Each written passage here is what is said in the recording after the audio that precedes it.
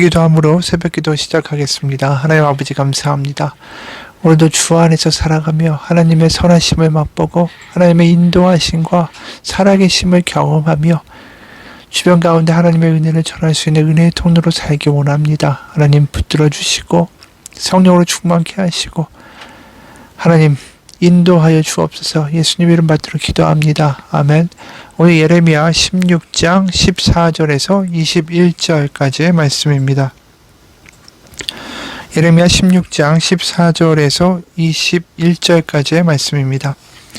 여호와의 말씀이니라. 그러나 보라, 날이 이르리니 다시는 이스라엘 자손을 애굽 땅에서 인도하여 내신 여호와께서 살아계심을 두고 맹세하지 아니하고 이스라엘 자손을 북방 땅과 그 쫓겨났던 모든 나라에서 인도하여 내신 여호와께서 살아계심을 두고 맹세하리라.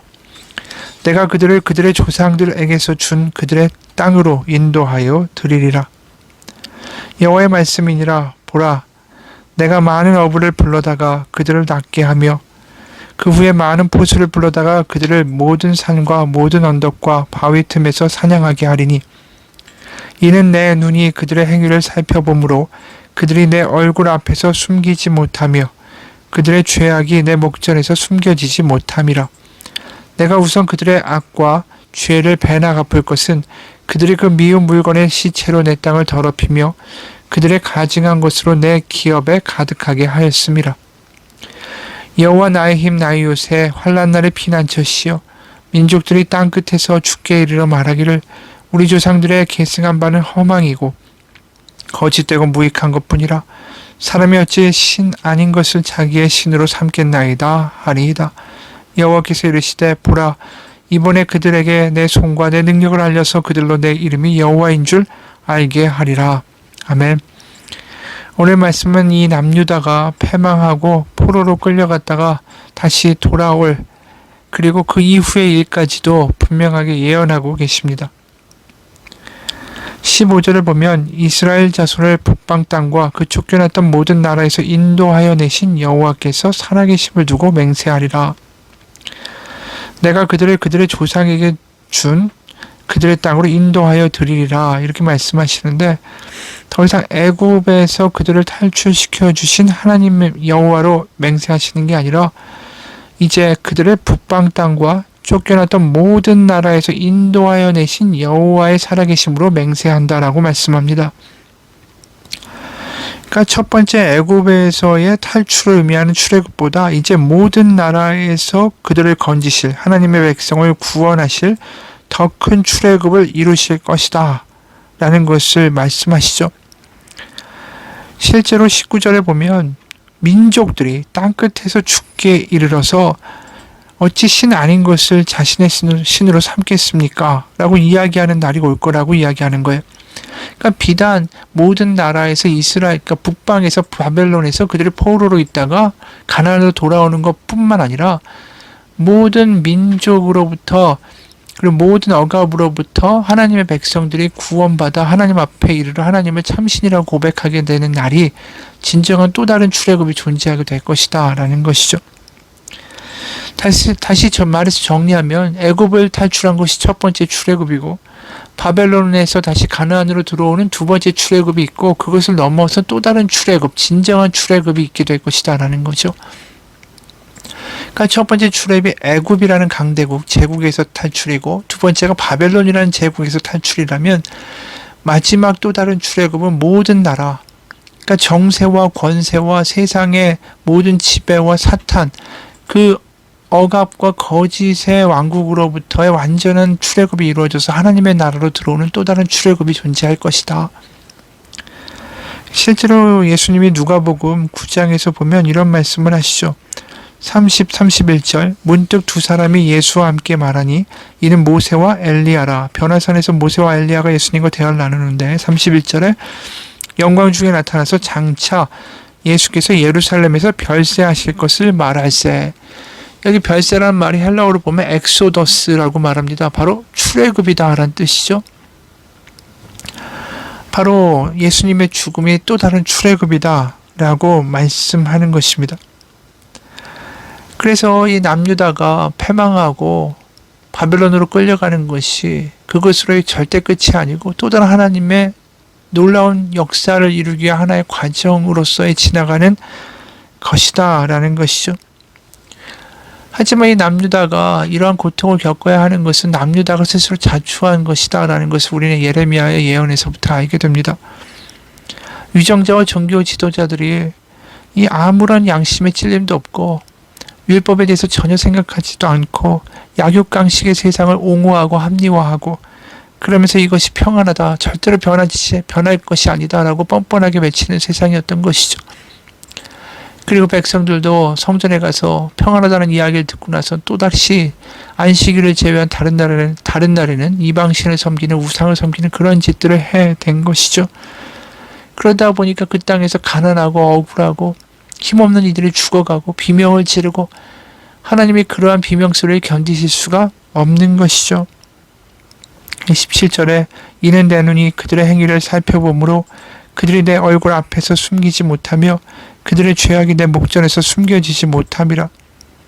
내가 우선 그들의 악과 죄를 배나 갚을 것은 그들이 그 미운 물건의 시체로 내 땅을 더럽히며 그들의 가증한 것으로 내 기업에 가득하게 하였음이라.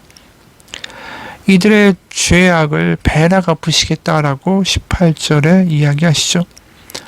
그럼 왜 그냥 갚으시면 되는데 왜 2배나 되게 중하게 그들에게 벌을 가하실까? 실제로 이들이 2배나 되는 벌을 받고 귀환했다라고 나중에 가나안에서 바벨론에서 가나안으로 포로로 있다가 돌아오는 이들에게 실제로 이렇게 말씀하세요. 이사야 40장 1절 2절. 너희 하나님이 이르시되 너희는 위로하라, 내 백성을 위로하라. 이 위로함을 받는 백성들은 바벨론 포로에서 돌아오는 귀환하는 이들이죠. 2절 이사야 40장 2절입니다. 너희는 예루살렘의 마음에 닿도록 말하며 그곳에게 외치라. 그 노역의 때가 끝났고 그 죄악이 사함을 받았느니라. 그의 모든 죄로 말미암아 여호와의 손에서 벌을 배나 받았느니라 할지니라. 분명히 어떻게 보면 하나님이 공평하게 죄에 대하여 벌도 똑같이 주셔야 되는데 벌을 2배나 받게 하셨고 받았다라고 말씀하세요. 근데 또 우리가 이사야 61장 6, 7절을 보면 이번엔 그 벌이 2배인 것만큼 기쁨도 2배다라고 말씀하시죠. 이사야 61장 7절 완전한 회복의 모습이에요. 너희가 수치 대신에 보상을 배나 얻으며 능욕 대신에 몫으로 말미암아 즐거워할 것이라. 그리하여 그들의 땅에서 갑절이나 얻고 영원한 기쁨이 있으리라. 그러니까 기쁨도 2배고 벌도 2배고 왜 이렇게 2배라고 표현하실까? 그 이유는 이들이 장자, 하나님이 선택하시고 아끼시고 바로 그들에게 기대를 하고 계신 하나님의 장자 아들이기 때문이다라는 것이죠. 신명기를 보게 되면 이 장자 맏아들에게는 재산, 유산을 2배를 남겨주게 되어 있습니다. 그들이 바로 그 아버지의 대를 잇고 그 아버지의 기대와 사랑과 가업을 이어가야 하는 존재이기 때문인 것이죠. 그래서 실제로 이스라엘을 장자라고 부르시는 대목이 출애굽기 4장 22절 보면 이런 말씀이 나오죠. 너는 바로에게 이르기를, 모세에게 말씀하시는 거예요. 여호와의 말씀에 이스라엘은 내 아들, 내 장자라. 이스라엘이 장자라는 거예요. 하나님의 가문을 이루고 있는데 거기에 맏아들이다라는 것이죠. 기대가 큰 거예요. 하나님의 모든 가업과 가문을 이어가도록 사랑과 기대와 그 모든 것을 부어주는 존재가 장자였다라는 것이죠. 그래서 실제로 6월절을 계속해서 이스라엘 백성이 기억하고 기념해야 되는 이유는 그들이 장자라는 사실을 기억해야 하는 것입니다. 왜냐하면 마지막 재앙의 모든 애굽의 초태생과 장자는 다 죽었는데 오직 이스라엘 집안의 장자들만이 다 살아남았어요. 장자들의 죽음이 넘어갔다 해서 6월절 아닙니까? 그리고 나중에 그 장자들 대신에 레위인들을 계수하고 속전을 바쳐서 그 레위인들이 항상 성막을 수립하며 하나님께 예배하고 제사하는 일을 그 장자를 대신하도록 이 레위인들을 선택하신 거죠. 그게 민수기에 나와 있는 말씀이에요. 결국 그 장자라는 것은 뭘 의미합니까? 하나님의 사랑과 기대와 그 모든 것을 받고 있는 존재이자 동시에 하나님과 가까이 늘 지내는 동행하는 존재다라는 거예요. 그러니까 탕자에 비유해서 그 아버지의 마음을 알고 아버지와 함께 기뻐하고 아버지를 즐기며 아버지를 마음을 아는 존재, 그 탕자가 돌아와서 이제 그 마음을 갖게 되고 장자에게도 너 탕자가 돌아온 걸 나와 함께 기뻐할 수 없겠니? 바로 아버지의 기대와 사랑과 그 마음을 알아줄 존재로서의 장자를 기대하고 계시다라는 게 탕자의 비유에서도 분명하게 드러나는 것처럼 바로 하나님이 이스라엘을 그런 그 탕자형처럼 장자로서 그 자신의 그 마음을 알고 자신의 뜻을 이루어가며 하나님의 나라를 그 땅 가운데 이루어 줄 수 있는 나의 기업을 물을 존재로서 이스라엘을 기대하셨다라는 것이죠. 그래서 어떻게 보면 하나님과 너무나도 밀접한 존재가 되길 기대하신 거예요. 그래서 2배라는 표현이 실제로 이들이 2배 형벌을 받고 모진 고생을 했다라는 말을 넘어서서 그들에 대한 기대와 사랑과 하나님이 가까이 그들을 느끼고 싶어 하시는 그 마음, 하나님이 그들과 가까이 하고자 하신 하나님의 마음이 이 표현 가운데 2배라는 표현 가운데 들어있다라는 것이죠. 그렇기 때문에 로마서 8장 29절에 보면 이런 말씀이 나와요. 하나님이 미리 아신 자들을 또한 그 아들의 형상을 본받게 하기 위하여 미리 정하셨으니 이는 그로 많은 형제 중에서 맏아들이 되게 하려 하심이라. 그러니까 맏아들이 누구죠? 예수님이에요. 그리고 그 아들의 형상을 본받게 하고자 하신다. 맏아들을 본받게 하셔서 잃어버린 자녀를 다시 탕자를 불러오게 하시고자 그 아들 맏아들을 보내셨다. 이 땅에 우리를 아버지 집으로 가자. 우리의 손을 잡고 아버지 집으로 이끌어가기 위하여 아들을 보내셨다. 그분이 맏아들 예수님이다. 그러니까 맏아들이라는 존재는 하나님의 기업, 하나님의 가문을 이루는 거예요. 하나님의 뜻을 가지고 그 마음을 가지고. 그래서 우리가 양자가 된 거 아닙니까? 양자의 영을 받았다. 결국 모든 것들이 맏아들, 가업, 기업, 하나님의 그 가문, 이것 결국 하나님의 회복을 의미하는 거죠.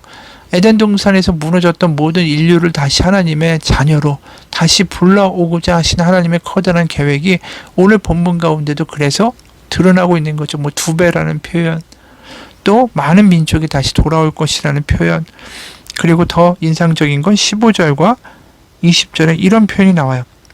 조상들에게 준 그들의 땅으로 인도하여 드리리라. 여기 땅이라는 표현은 그 예레츠라는 표현이 있지만 여기는 아다마라는 표현을 썼어요. 일부러.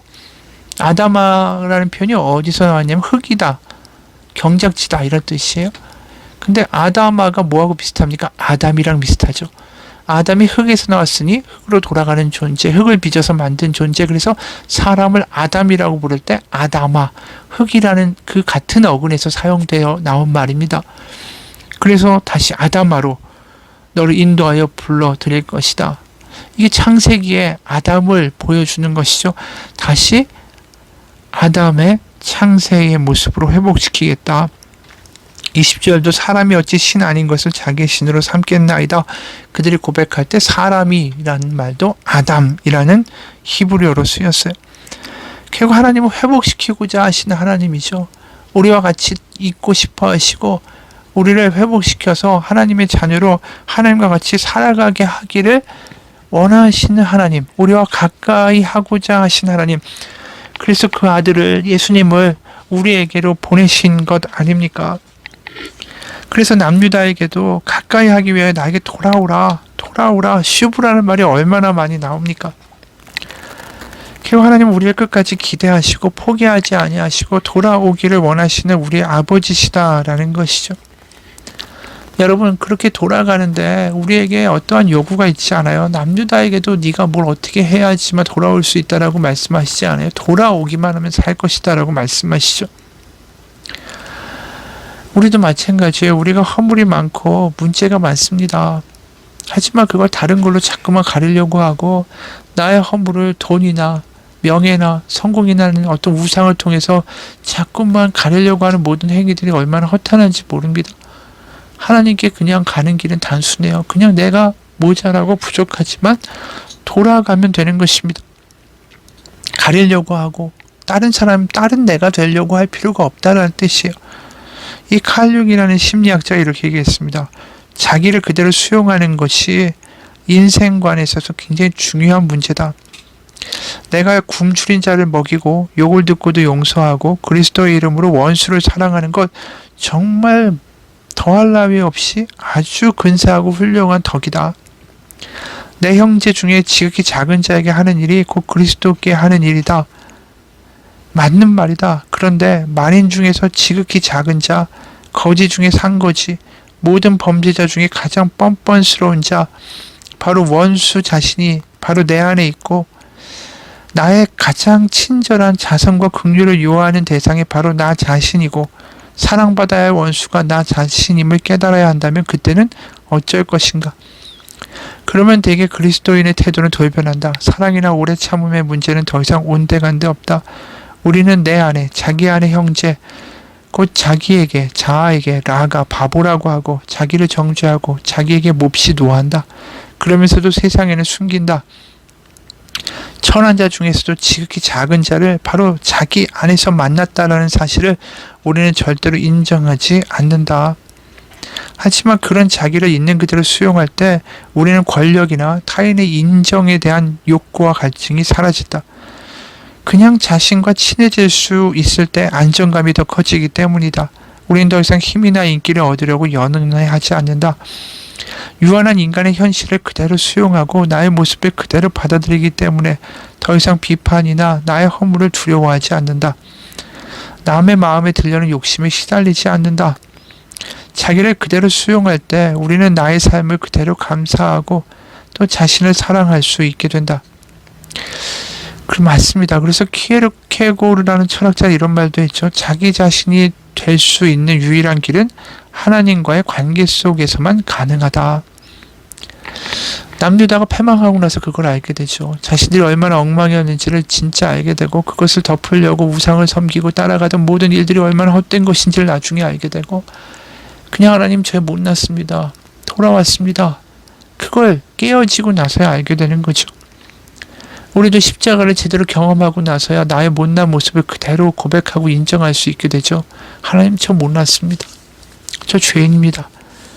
하지만 그런 나를 그대로 포용해 주시고 안아주시는 그 복음을 우리는 하나님 아버지를 경험하게 된다는 것입니다.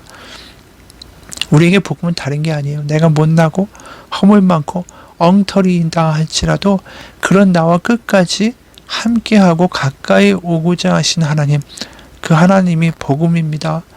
오늘 우리가 예레미야를 읽으면서 배나 죄, 어떻게 보면 벌을 주고 너에게 심판을 하겠다. 이런 하나님의 무서운 모습이 아니라 그 뒤에 숨어져 있는 하나님의 진심을 우리가 알기 원해요.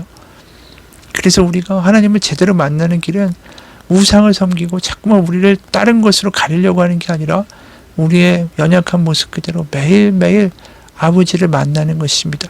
그리고 거기서 자유를 경험하는 거고 그런 나에게 세상도 나를 멀리하는데 그런 나를 가까이 하고자 하신 하나님을 만나고 경험하고 감사하고 기뻐해 사는 거, 그게 우리가 복음을 아는 길입니다.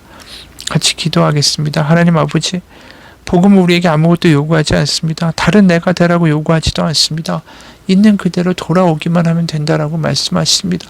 남도 기대하지 않고 나 스스로도 나에게 기대하지 않는데 하나님은 그런 나를 아들이라고 부르시고 딸이라고 부르시고 기대하시고 여전히 포기하지 아니하고 믿어주십니다. 그런 아버지가 우리의 아버지십니다. 그 아버지 가운데 자유를 누리고 감격하고 기뻐하며 살아갈 수 있는 우리의 삶이 되게 도와주옵소서. 예수님 이름 받들어 기도합니다. 아멘. 하늘에 계신 우리 아버지, 아버지의 이름을 거룩하게 하시며 아버지의 나라가 오게 하시며 아버지의 뜻이 하늘에서와 같이 땅에서도 이루어지게 하소서. 오늘 우리에게 일용할 양식을 주시고 우리가 우리에게 잘못한 사람을 용서하여 준 것 같이 우리 죄를 용서하여 주시고 우리 시험에 빠지지 않게 하시고 악에서 구하소서. 나라와 권능과 영광이 영원히 아버지의 것입니다. 아멘.